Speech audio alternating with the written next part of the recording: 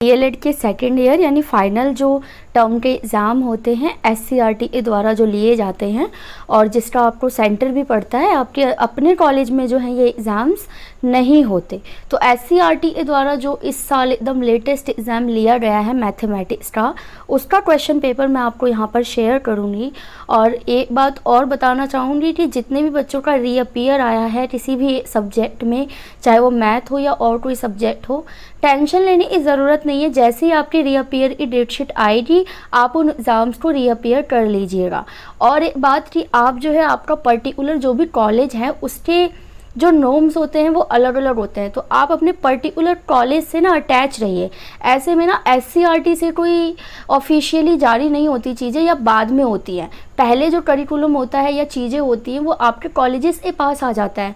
तो आप जो है कॉलेज से अपने जो है टच में रहें, उनसे बातचीत करते रहें। और इसके साथ साथ आपको ये भी पता होना चाहिए कि रीटोटलिंग का प्रोसेस भी चल रहा है।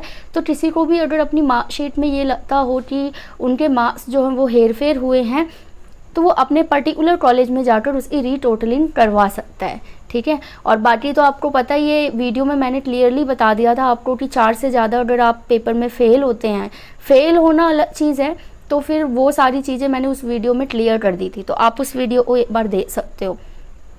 बाकी और कोई क्वेरी हो तो आप कमेंट में पूछ ले। और हाँ, आपकी क्वेरी ये भी है कि फ़र्स्ट ईयर का रिज़ल्ट कब आएगा। तो फर्स्ट ईयर रिज़ल्ट के लिए जैसा कि मैंने आपको पहले सेकेंड ईयर का बताया था कि जुलाई के एंड तक आ जाएगा, उसी वीडियो में मैंने ये भी बताया था कि फ़र्स्ट ईयर का रिज़ल्ट आपका अगस्त का जो मिड है तब तक आ जाएगा। तो आप जो है अगस्त मान के चलिए कि इन द मंथ ऑफ अगस्त आपको आपके पास जो है फर्स्ट ईयर का रिज़ल्ट मिल जाएगा। और अब हम देखते हैं इस क्वेश्चन पेपर को, मैथ का है। जिस अभी मैथ का रीअपियर आया हो वो ज़रूर इस क्वेश्चन पेपर को एक बार सॉल्व करे और इसी के अकॉर्डिंग जो है अपने रीअपियर एग्ज़ाम के लिए प्रिपरेशन कर ले। और बाकी जितने भी फर्स्ट ईयर वाले हैं वो सेकेंड ईयर में जाएंगे तो इसी पेपर से आप जो है प्रीवियस ईयर मानकर इसको, क्योंकि यही आपका प्रीवियस ईयर होगा, और अच्छे से तैयारी जो है वो करके जाएंगे। अब देखिए कि 75 मार्क्स का क्वेश्चन पेपर है ये आपका, इसमें प्रैक्टिकल पेपर नहीं है ये। 25 मार्क्स आपको इंटरनल के मिल जाएंगे और 10 क्वेश्चन होंगे आपके पास और सारे ही करने हैं। शुरू के 5 क्वेश्चन 10 नंबर के और बाद के 5 क्वेश्चन 5 नंबर के। तो पैटर्न जो है वो बिल्कुल सेम रहने वाला है। अब हम देखेंगे क्वेश्चन किस टाइप से मैथ के पेपर में पूछे जाते हैं। जैसे अभी आप पहला क्वेश्चन देखिए यहाँ पर कि गणित में समस्या निवारण एक कला है। देखिए कोटेशन दे दिया ना, हर पेपर में आप देखोगे कि कोटेशन देकर आपको क्वेश्चन पूछ रहा है। ये कोट यानी लाइन लिख दी जाती है, जैसे अभी लाइन लिखी गई कि गणित में समस्या निवारण एक कला है यानी आर्ट है। क्या आप इस बात से सहमत? ऑब्वियस सहमत हैं, तभी तो आगे क्वेश्चन बनेगा। अब उसके बाद क्या स्पष्ट करें कि गणित में समस्या निवारण प्रक्रिया की छात्रों के लिए क्या उपयोगिता है, यूटिलिटी क्या है, आपको ये बताना है। सबसे पहले 3 नंबर में आपको बताना होगा कि आप सहमत हैं और क्यों हैं, उसके पॉइंट्स आपको बताने होंगे। देन आपको ये बताना होगा कि बच्चों के लिए कैसे यूटिलिटी होती है अगर बच्चा जो है वो प्रॉब्लम सॉल्विंग तरीके से चीज़ों को करता है। तो ये था क्वेश्चन नंबर 1। अब अथवा करके आपको ऑप्शन भी मिल जाता है यहाँ पर एक क्वेश्चन में।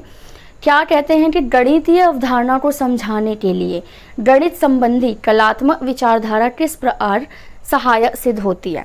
तो क्रिएटिव थिंकिंग जो है वो मैथमेटिक्स के अंदर कैसे हेल्प करती है किसी भी कॉन्सेप्ट को क्लियर करने के लिए। और एक्सप्लेन विद सूटेबल एग्जाम्पल, तो यहाँ पर आपको एग्जाम्पल भी देना है। मैं एक बात और बता दूँ आपको कि मैथ के पेपर में ना एग्जाम्पल और एक्टिविटीज़, अगर आप ये 2 हथियार लेके नहीं गए तो डेफिनेटली आप हार जाओगे। तो एक्टिविटीज़ और एग्जाम्पल्स को भर भर के आप जो है लर्न कीजिए। मैंने बहुत सारी एक्टिविटीज़ चैनल पर डाल रखी है, आप जाकर वो वीडियोस भी देख सकते हो। अगर पर्टिकुलर कोई और आपको चाहिए ही कि हाँ उस विषय को आप पढ़ाइए, तो मैं अलग से भी वीडियो आपकी बना दूँगी, जिससे आपका कॉन्सेप्ट जो है वो क्लियर हो जाएगा। अगर आपको कोई पर्टिकुलर टॉपिक भी लगता हो ना कि समझ नहीं आ रहा है, तो आप प्लीज़ कमेंट करें, मैं अलग से वीडियो बना के समझा दूंगी उसको, ताकि आगे आपको दिक्कत ना हो। अभी देखिए क्वेश्चन नंबर 2 आपसे पूछ रहा है क्वेश्चन कि साधारण रैखिक समीकरण से आप क्या समझते हैं, लीनियर इक्वेशन क्या होती है। तो देखिए सबसे पहले तो आपका खुद अभी कॉन्सेप्ट मैथ के जो बेसिक होते हैं वो क्लियर होने चाहिए, ताकि आप वहाँ पर डेफिनेशन और उनको समझा सको। तो लीनियर इक्वेशन क्या होती है ये बताना है, इसे बनाने के लिए विधि का उल्लेख करें। अब आपको यहाँ पर जो एक्टिविटी जो है वो बनानी है, और आप अपनी कक्षा में पढ़ाने के लिए जिन विधियों का प्रयोग करोगे उन्हें उदाहरण के साथ स्पष्ट करो। तो देखिए सेकंड क्वेश्चन आते ही दोबारा से एक्टिविटी और एग्जाम्पल आ गया है। अब कमाल की बात यह है कि आपको अथवा में जो है ऑप्शन मिल जाएंगे, लेकिन ऑप्शन में भी ना आपको एक्टिविटी एग्जाम्पल पूछेगा ही पूछेगा, तो आप बच नहीं सकते इन चीज़ों से। तो क्वेश्चन नंबर 2A अथवा में जो क्वेश्चन है वो ये है कि बीजगणितीय क्रियाशीलता क्या होती है, आपसे ये पूछना है। और फिर आलोचनात्मक चिंतन से यह किस प्रकार भिन्न है, डिफ्रेंशिएट करना है दोनों के बीच में, और उदाहरण देकर किस प्रकार आप बीजगणितीयशीलता पढ़ाओगे। जैसे पहला है ज्यामितीय शब्द समस्या, इसका एग्जाम्पल दो, पहेली का एग्जाम्पल समझने में मदद करती है। तो इन दोनों को आपको बाद में डिफाइन और एग्जाम्पल भी देने हैं। तो मैथ की पहेलियाँ और शब्द समस्या ये सब मैंने आपको चैनल पे करा रखा है, आप एक बार जाकर देखोगे तो क्लियर हो जाएगी। उसके बाद आप खुद भी कुछ पहेलियाँ मैथ की बना सकते हो, ठीक है। और अब देखिए क्वेश्चन नंबर 3 की स्टैटिस्टिक क्या है, सांख्यिकी क्या है। तो यहाँ पर आपको खुद अभी कॉन्सेप्ट क्लियर होना चाहिए, सांख्यिकी क्या है, फिर इसकी विशेषताएं क्या है, और ग्राफीय विधि किस प्रकार से जो है सांख्यिकी के तथ्यों को समझने में मदद करती है। तो यहाँ पर जो ग्राफीय विधि होती है, ग्राफ के द्वारा हम बच्चों को स्टैटिस्टिक्स पढ़ाते हैं, वो किस तरीके से हेल्पफुल होती है ये आपको बताना है। यहीं पर आपको ऑप्शनल मिल जाता है क्वेश्चन, और ये पूछ रहे हैं कि माध्यिका से आप क्या समझते हैं, मीडियन से आप क्या समझते हैं, इसके गुण और दोष जो है वो स्पष्ट करें, और वर्गीकृत और अवर्गीकृत आंकड़ों द्वारा माध्यिका की अवधारणा समझाने के लिए आप किन विधियों का प्रयोग करोगे। तो यहाँ पर आपको मेथड बताने होंगे कि किन तरीक़ों से आप मीडियन जो है बच्चों को पढ़ा सकते हो। तो भाई मैथ के पेपर में ना तरीके पढ़े जाने हैं, ये तो पढ़े जाना ही है कि आपके टॉपिक्स क्या है, लेकिन साथ ही साथ वो टॉपिक आप बच्चों को कैसे पढ़ाओगे उसके मेथड और उसकी एक्टिविटीज़ जो है वो आपको बना के जानी है। अब देखिए क्वेश्चन नंबर 4 आ गया क्वेश्चन यहाँ पर कि घनाभ क्या है, पहले तो आपको बताना, और ये 3D शेप है और इसके कितने एजेस होते हैं, फेसेस होते हैं, ये सारी चीज़ें आपको खुद बतानी है। उसके बाद एक घनाभ का रेखा चित्र भी खींचना है, तो पेंसिल और स्केल वगैरह आप लेके जाएंगे मैथ के पेपर में। इसके फलक किनारे शीर्ष का नाम लिखो जो भी आपने बनाया होगा वहाँ पर, और उसके बाद यूलर का सूत्र है E+2 = F+V को आपको क्या करना है यहाँ पे प्रूव करना है। और घनाभ के आयतन वॉल्यूम कैसे निकालोगे और संपूर्ण पृष्ठ क्षेत्रफल कैसे निकालोगे, इस आपको निकालना नहीं है, इसके लिए आपको क्रियाकलाप यानी एक्टिविटी तैयार करनी है। और किस तरीके से एक्टिविटीज़ वगैरह तैयार होती है, मैंने घनाभ का भी चैनल पे वीडियो डाल रखा होगा, आप एक बार उसे जाकर देख सकते हो।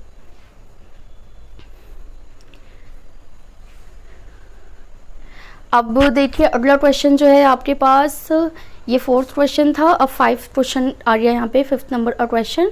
और ये पूछ रहे हैं आपसे कि साधारण रैखिक समीकरण से आप क्या समझते हैं, इसे बनाने की विधि का उल्लेख करें, और आप अपनी कक्षा में पढ़ाने के लिए इसका कैसे प्रयोग करोगे, ये वही है। अच्छा ये पेज पीछे चला गया, तो इसको आगे कर लेते। अभी हमने ये 4th क्वेश्चन समझा था, चलो वो 5th क्वेश्चन वो नहीं था, वो मैं जब भी तो रिपीट क्यों हो रहा है। तो ये है वही 5th क्वेश्चन, आपका पार्ट 2 स्टार्ट होने से पहले आएगा 5th क्वेश्चन, और 10 नंबर का आखिरी क्वेश्चन है कि पोइट्री, स्टोरी और रिडल्स ये किस प्रकार से जो है ना पहेली किस प्रकार से आपके कक्षा अध्यापन को प्रभावी बनाते हैं, इंटरेस्टिंग बनाते हैं, और आपको इन सबके जो हैं एक एक एग्जाम्पल देने हैं। सीरियसली आपको एग्जाम्पल देना है, कविता मैथ से रिलेटेड, कहानी मैथमेटिक्स से रिलेटेड, और पहेली। तो पहेली तो भाई आती है, इसको 200% सिक्योर कर लो, तो आपको 2-3 पहेलियाँ मैथ की जो है बेसिक वाली आनी ही चाहिए।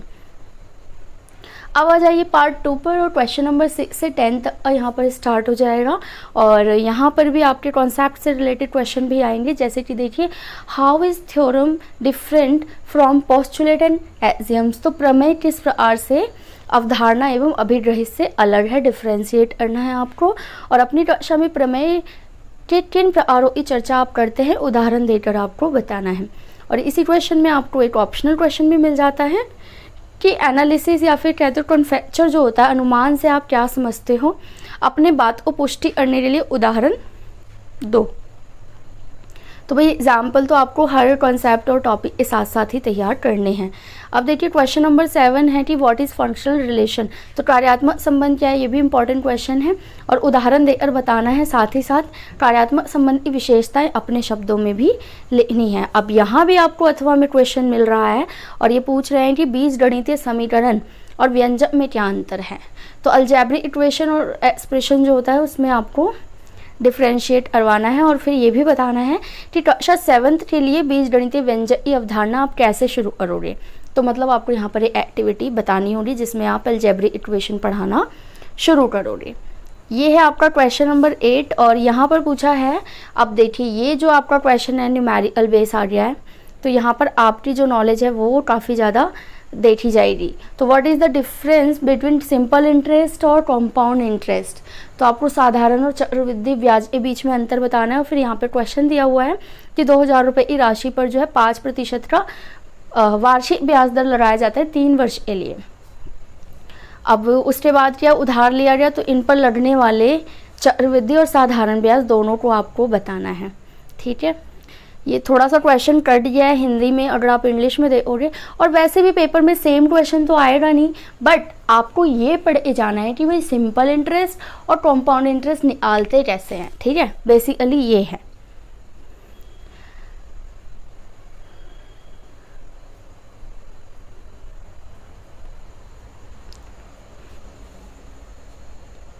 चलते हैं क्वेश्चन नंबर 9 की तरफ। और how will you differentiate between congruency और similarity. Very very important question है, ये आता ही आता है कि सर्वांग समता और समरूपता के बीच में अंतर स्पष्ट करो और फिर 3 ज्यामितीय आकृतियों के बीच समरूपता की शर्तों को लिखो कि आप किस बेस पर कह सकते हो कि ये जो है समरूप है या नहीं है।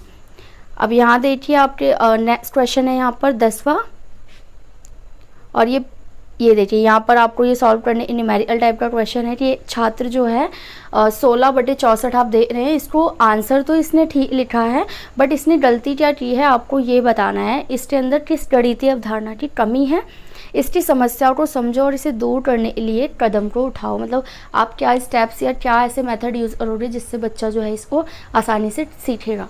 तो इसके लिए आपको स्टेप वाइज लिखनी होगी एक्टिविटी कि पहले तो हम इसके कारण का पता लगाएंगे, देन उसके बाद हम उपचारात्मक जो है करेंगे और हमें पता चलेगा कि बच्चे को किस चीज़ का ज्ञान नहीं है, शब्दों मतलब नंबर्स का या फिर कह लो कि साइन का, और इस तरीके से पूरा प्रोसेस करके एंड में हम सही तरीका भी बताएंगे कि किस तरीके से ये क्वेश्चन जो है वो सही तरीके से किया जाएगा।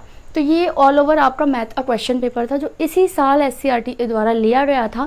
इसको देखकर आपको अंदाज़ा लग गया होगा कि ये हलवा तो नहीं है कि आसानी से पका लोगे, है ना। इसमें थोड़ी तो मेहनत आपको करनी पड़ेगी, एक्टिविटीज़ तैयार करनी पड़ेगी, आपको मेथड तैयार करने पड़ेंगे और साथ ही साथ आपको दिमाग चलाना पड़ेगा, क्योंकि ऑन द स्पॉट जो क्वेश्चन आ जाते हैं जैसे ये लास्ट क्वेश्चन, तो ये किस तरीके से आप वहाँ पर बनाओगे।